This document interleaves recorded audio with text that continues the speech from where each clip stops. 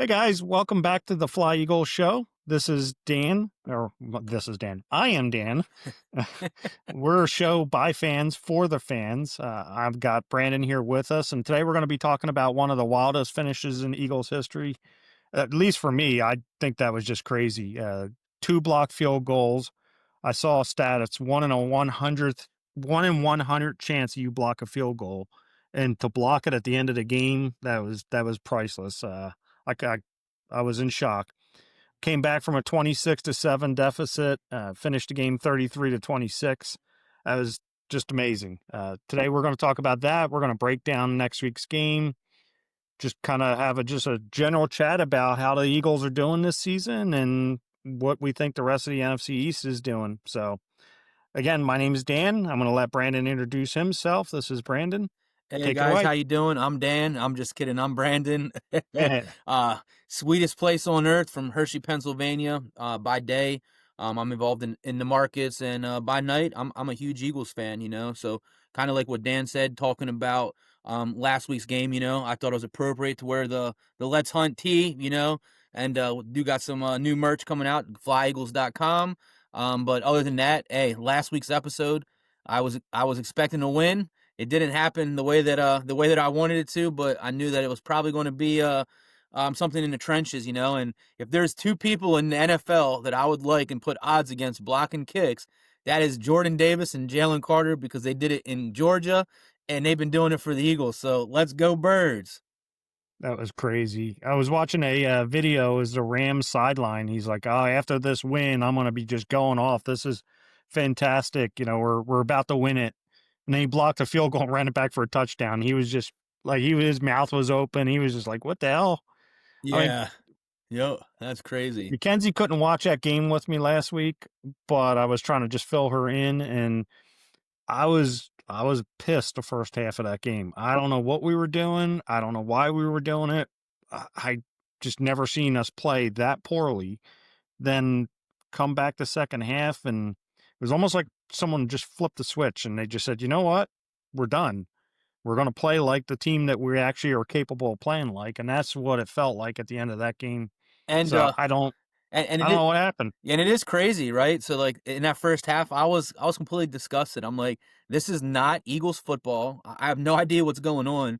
I don't know who was calling the plays, but as me, as a true Eagles fan, I try to give them the benefit of the doubt. It's like, are we giving vanilla plays purposely because we don't want to open up the more diverse plays? But I'm like, come on, Hurts didn't even have like what 50 yards in the first half. Like that's unacceptable. Mhm. We didn't even rush the ball. I think for 100 yards. Like I think our total yards are like 80 or something for the first half. I'm like, for all of us and the star power we have, I believe we have one of the most well-rounded, diverse roster in the NFL. And as long as we stay healthy, we can make a big push. But playing like that first half, there's no way.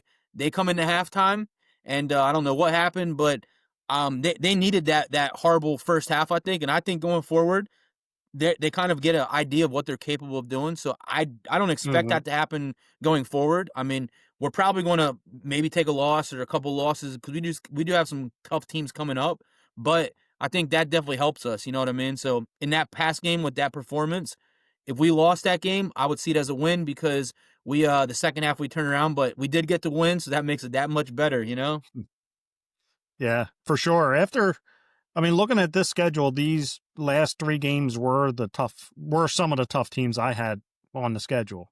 So I don't somehow we found a way to win those games, which is fantastic. So Yep. I know we're not going to go undefeated this season. Just being realistic, that would be But you great, never but know. You never you know. never know, of course. And of course anything's possible, but that's Yeah. probably not going to happen. But so to me, that first half acted the same as if we lost the game. I feel like that was like I was thinking, all right, this team needs a wake up call because the way they played the first few games of the season, they were just barely squeaking by and they weren't really playing the way they're capable of playing. So I feel that first half was kind of the same thing as almost a loss to them. And they had that 15-minute break to kind of say, hey, we're getting our asses kicked here. Yeah. What are we going to do different? They answered. I mean, they came out and they were on fire. Now, I'd like to know. I'd really like to be a fly on the wall and know what changed behind the scenes. They swear that play calling was not pulled from the offensive coordinator. So if that's the case, then why why did that change so drastically, and what happened to change it? Did he get chewed out? Did was what? I mean, something had to change because they were drastically different from the first half to the second half. Yeah, I mean, So that's I'm curious about. yeah, I mean, and you and me both, you know. I mean, I mean, it could have been Hurts coming up and saying, "Look, this is not the standard of football that we want as the leader on offense." You know, Barkley Mhm. could have said the same thing. Surrounding, he could have came in and said, "This is totally unacceptable. We're not playing to win." And it kind of that's why I said it was appropriate to wear the Let's Hunt today because we've been playing games um to win the game, but barely. Like we're not playing to Yeah, Let's Hunt and finish them off. Like AJ Brown really said something that resonated with me the most. He's like, "We're playing football just to stay in the games and get the win." Well, yeah, sometimes things ain't going to go with us or for us, whether it's the refs, whether it's something a turnover or something that just doesn't happen or a bad play call in the fourth quarter, sure. and we're going to get a loss. But like if you come out on that second half and start the game in the first and second quarter, that sets the tone, and that's really what we need to do. Just like we know we're capable of doing that. Like what we smacked what was it, the Redskins in the playoffs. We smacked the Chiefs in the Super Bowl. That's Pretty much every team except for the Rams. yeah, exactly. So And I knew the they were Rams all they have a almost stout blowouts except for the Rams. defense. Like their defense is tough, right? But They do. I just know that Yeah. we're way more capable of what we showed in that first half, and I'm happy that, like you said, they got punched in the nose and they got right back up. And like you said, I don't know what exactly happened. We'd never know, but just like AJ Brown says, we now know what we're capable of doing, and that needs to be the new floor. We can't go underneath that no more, you know? And I kinda feel that way. I feel like we've been playing not to lose, but I know it's gonna sound weird, but we've been playing not to lose, but not really to win. I mean, obviously, we've been winning, but we've not been blowing teams out. We've not been dominating, and that comeback shows that this team is still capable of doing all of that. If you put the pieces together, I mean, crap, we scored what, 26 unanswered points? I mean, that's crazy Yeah, without giving up anything. So this team is capable. You just can't wait until the second half to start. You got to come out of the gate fired up. I mean, yeah, and geez, getting AJ Brown back in the game, that changed the whole dynamic of that game. And we were running the ball, what, third and 16 or something like crazy, that? I mean, crazy.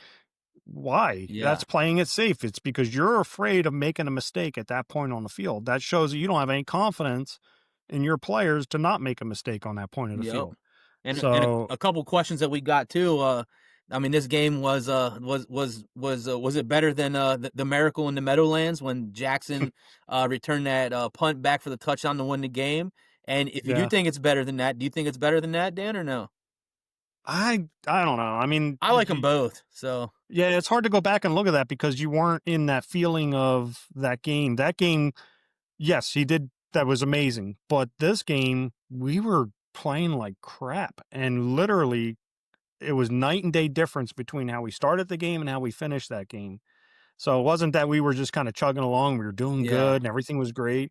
No, we were getting the snot kicked out of us, and all of a sudden came back and just flipped the switch. So and I feel like this game could potentially have more meaning than that game did because of how the season was going and how we were, yes, we were winning, but we weren't dominating. yeah, And after that second half, I feel like the potential is there to start playing playoff caliber football again. And I don't know that this one gives me some optimism, some hope there. Where the other one kind of, I mean, you're going back ancient history, I guess, for some people, but so I don't remember the actual how we were playing at that point for that Miracle in Meadowlands, but this game I know how we were playing, yeah. and so We were down pretty big on that one too, and then yeah.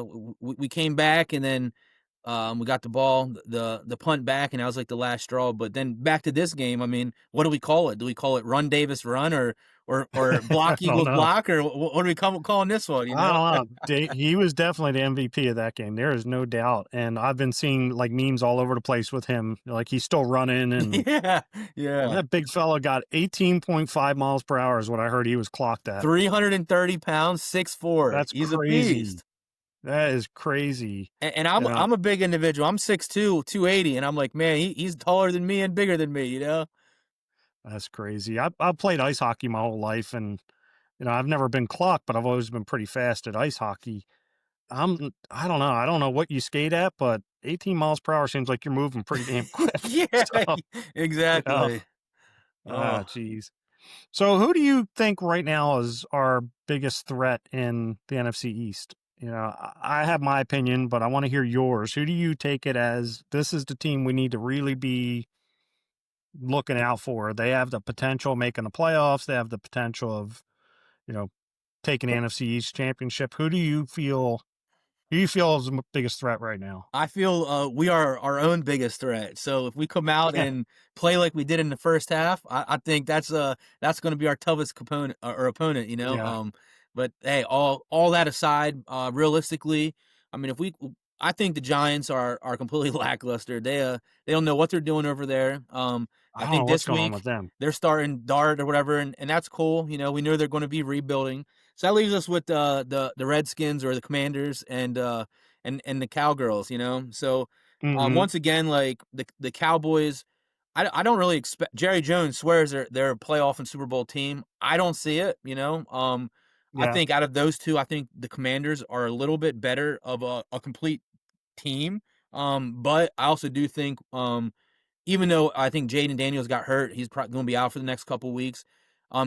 We have a lot of tape on him now, so I don't expect him to do as good as he did last year. You know what I mean? Kind of Sure. like, I mean, you know, how every team comes in like their first starting year, they get good stats, and then the second, third year is tougher because you know what their characteristics are. So Exactly. You if I start do spying them and, yeah, if I had to shadowing pinpoint them. one or the other, I think the Redskins are probably a little bit more well-rounded of a team. I mean, they got Debo Samuel, they got McLaurin, they got the running backs, all right, Daniels, they got Zach Ertz. I mean, even though he's on the Redskins, I like Ertz. He's always an Eagle for me. Mhm. And their defense isn't horrible. You know what I mean? So I think our biggest threat in the Sure. division is probably the Redskins. Because the Cowboys are going to shoot them, they're going to shoot themselves in the foot, or Dak's going to throw another interception, and that's totally fine. You know. What about you? Yeah, I'm with you. I mean, I feel it's ours to win if we can play like we did the second half of that last game. But taking us out of the picture, I definitely would give it to the Commanders. Feel like they have the most dynamic and their offense is more explosive than Dallas or New York. I have no idea what's going on with New York. How do you bring in Russell Wilson and then pull him from the game? Y- That that's where you look back and go, it's not. I'm not a Russell Wilson fan, but it's not his fault. It's he's playing on a team that is clueless of what they're doing. Yeah, and I mean, Dallas has I think got Jerry Russell Jones, Wilson. so I mean, not to. I don't know. I shouldn't say this. I mean, I think he's a great athlete, you know, and I think in his younger sure. Seattle days, I think he was middle of the pack or maybe top part of the pack. Like you know what I mean. Hmm. Never was to me top 3 or 4 QB, but there's some years he's probably top 8 or top 10, like right in that area, you Sure. know. Um, but I don't think his struggles in New York is fully his fault. I think it like some Mm-mm. of his interceptions, like his receivers give up on him, and I mean Malik Neighbors, he's great. Like he's a good Yeah. young stud, you know. And it just sucks for him. I mean, great for us because we're Eagles fans, but sucks for him because I don't think their team really trusts. Like I don't know what it is. I don't think there's trust.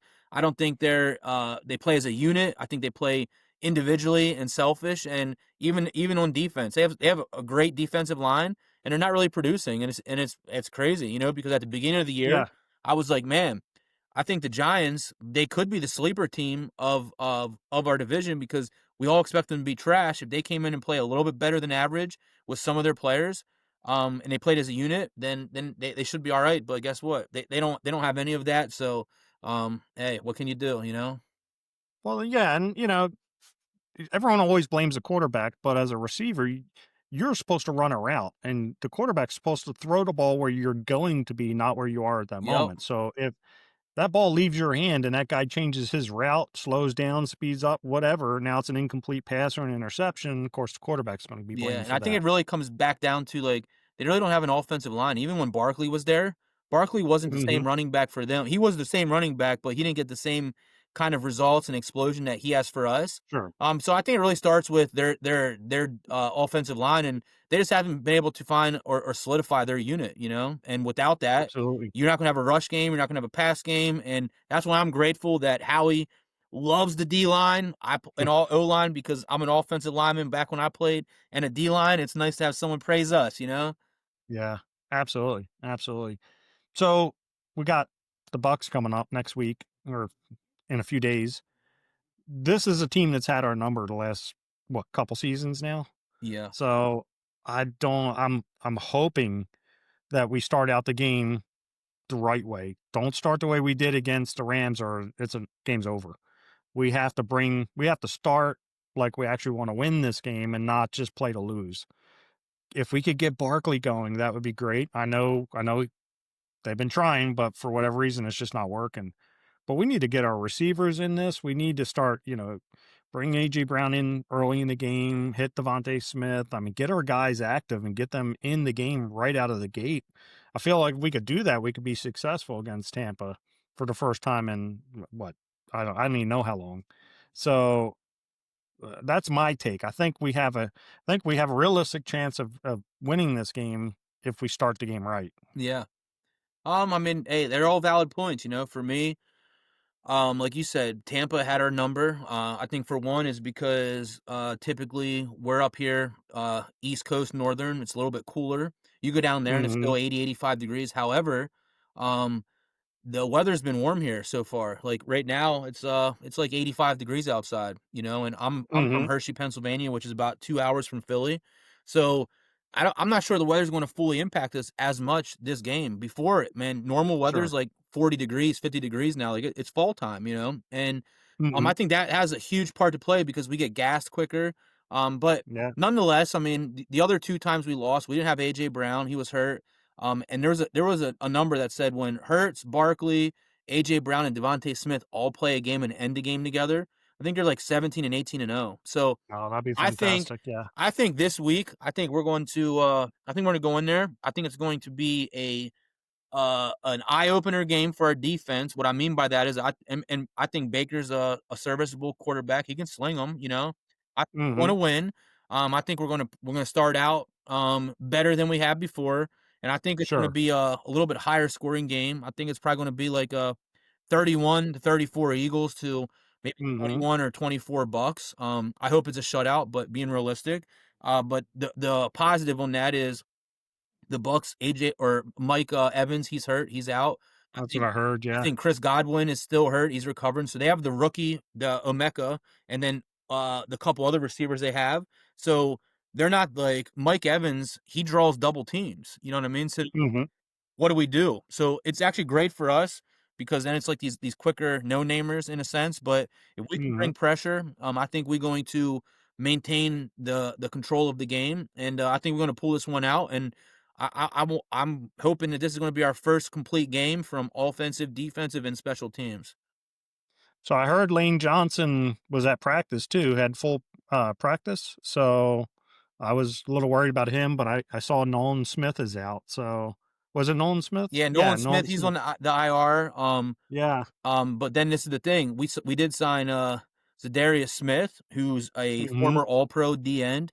Not to take anything Sure. away from Nolan Smith, but I think he's going to do just fine in this spot. You know what I mean? And I think when Nolan Smith Yeah. comes back, I think that Zadarius Smith is going to have a bigger role and keep our D Mhm. ends fresh. I think what we've been lacking is that unit rotation. I mean, we've been trying to play Carter, Davis, Ojomo. You got Smith on the end. On the other Sure. side, you have Jalen Hunt, and it's like who really comes in and subs these guys out. I've been seeing them on the field a lot more, and I think we need to take a couple steps back from a couple of those and input some Well, of the fresher guys because the season is long.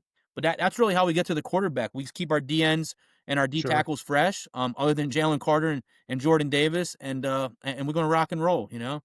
Well, it's supposed to be 90 degrees on Sunday, so let's hope they start rotating these guys a little bit more and are already hydrating now. So Yeah. I feel like the Eagles training staff has done a much better job than in the past of keeping our guys healthy and on the field. So And I let's did just hear that they're flying in a day early too to kind of get adjusted, so that could help that's as a good well. idea. Yeah, that's a very good idea. Well, this has been a fantastic show. And to wrap this up a little bit, I want to encourage you guys to subscribe to our YouTube channel.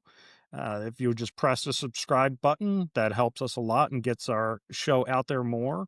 Like us on Facebook and be sure to check out the flyeagles.com website where we're posting the show. We're doing a giveaway where we're giving away a custom wall plaque from the first Super Bowl in 2017. And we're also promoting the Facebook group. So me and Brandon moderate the world's largest Facebook group for Eagles fans. We try to keep things positive. We keep it fresh. It's all about the Eagles. It's not a thirst pick like on all the other groups. It's not Eagles suck. It's not negative. We try to do the best we can to keep it positive. We're passionate fans, but we also want to support our team through thick and thin. So be sure to check us out. Uh, Again, my name is Dan, and this was a great show. And Brandon, you want to take us out? Yeah, so hey, I appreciate you guys for watching. In the future, if any of you guys want to hop on and hop on the show with us, just send an email in flyeagles.com.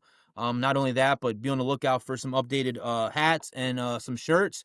And we're gonna have some fun with it. Also, I do want to say, like Dan said, we do have the world's largest Facebook group, Philadelphia Eagles. You're more than welcome to join, only if you're a fan and you answer the questions. You come in with some negative stuff, our mod team is the best out there, and we will Absolutely. decline that. So we keep it Yep. positive, Eagles oriented, and that's about it. So if you're looking for a great time, join us, and yeah, 400,000 plus people, all Eagles fans. It's one of the best places to be on Absolutely. Facebook. Other than that, you guys have a blessed day, and hey, we'll catch you guys on the next one. I'm All out. right. Sounds good. Go Birds, guys. Let's hunt. Go Birds.